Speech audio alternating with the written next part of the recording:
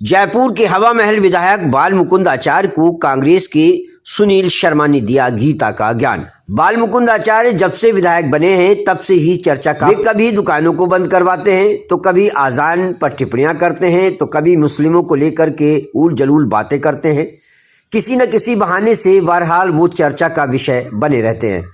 अब 2 दिन से तो वे बहुत ही चर्चा में आए हुए हैं, क्योंकि उन्होंने 5 वक्त की आजान को लेकर के जो टिप्पणियां की उस पर कांग्रेस के नेताओं ने उनको नमूना तक बता दिया। हालांकि उनके समर्थकों व भाजपा के कुछ कार्यकर्ताओं ने कांग्रेस के नेताओं द्वारा नमूना बताए जाने पर विरोध प्रदर्शन किया और कांग्रेस की डोटासरा का पुतला भी फूंका, लेकिन उन्हें नसीहत देने के लिए कोई ना कोई नेता बात कर रहा है। हालांकि राजस्थान के उप मुख्यमंत्री ने उनके इस बयान को सिरे से नकारते हुए कहा कि हम व हमारी पार्टी कभी ऐसी बातें नहीं करती, ये उनके अपने बयान हैं।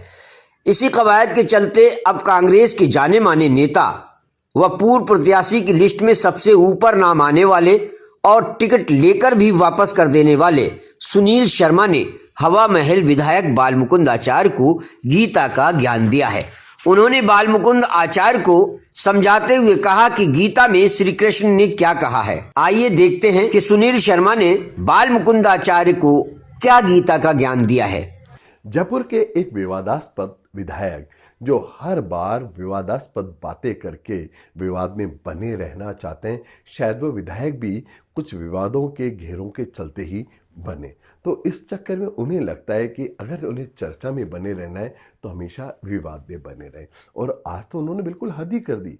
भाजपा के सभी वरिष्ठ नेताओं के सामने वो अजान के कारण अपने सरदर्द की बात करने लग गए।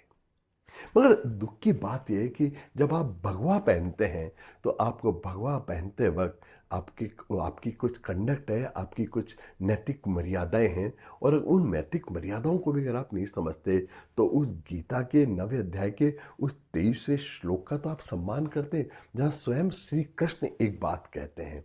और श्री कृष्ण क्या कहते हैं? ये अपि अन्य देवता भक्ता यजन्ते श्रद्धान्विता ते अपि मामेव कौन्ते यजन्ते।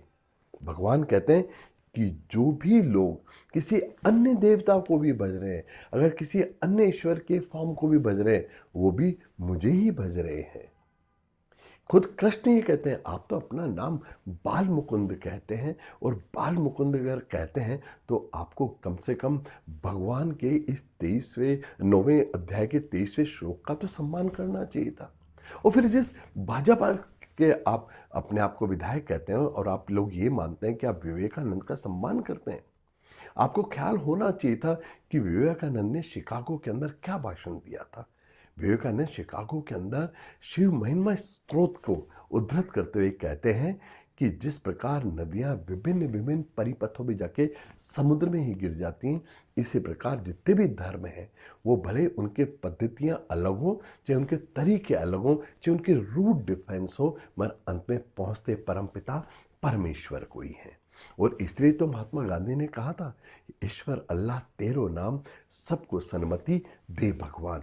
मगर समस्या सन्मति की है कि सन्मति नहीं है। भले ही भगवा आपने पहन लिया हो, भगवा चोला पहन लिया हो, मगर भगवा चोला पहनने से कुछ नहीं होता जब तक कि ईश्वर आपको सन्मति नहीं दे।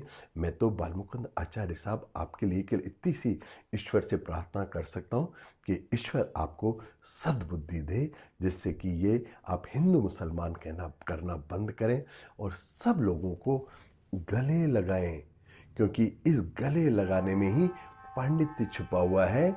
शास्त्रों में तो ये कहा गया है, आत्मवत् सर्वभूतेषु सह पश्चित है पंडित है, कि जब तक हर प्राणी के अंदर खुद का सा नहीं मानने लग जाएं तब तक आप पंडित रहने लायक नहीं है, पंडित कहलाने लायक नहीं है। और जब आत्मवत् की बात आती है तो क्या हिंदू, क्या मुसलमान, क्या सिख और क्या ईसाई, सब आत्मवत् होने चाहिए।